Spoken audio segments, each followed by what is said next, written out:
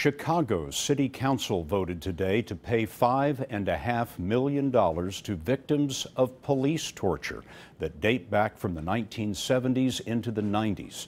The city has already spent more than $100 million after losing some lawsuits and settling others.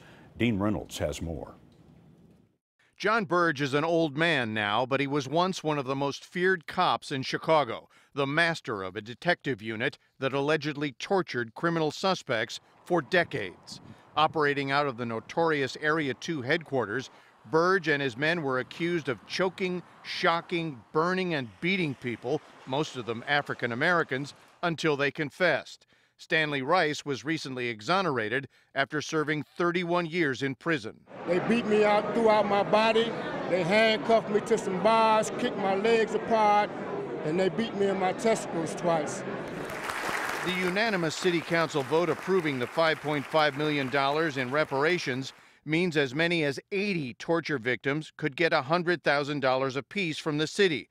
That's in addition to the more than $100 million already spent in separate legal settlements. Chicago Mayor Rahm Emanuel. This is another step, but an essential step, in righting a wrong, removing a stain.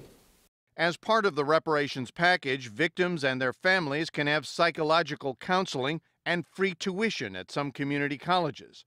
Chicago will also direct public schools to teach the children of this city about the scandal.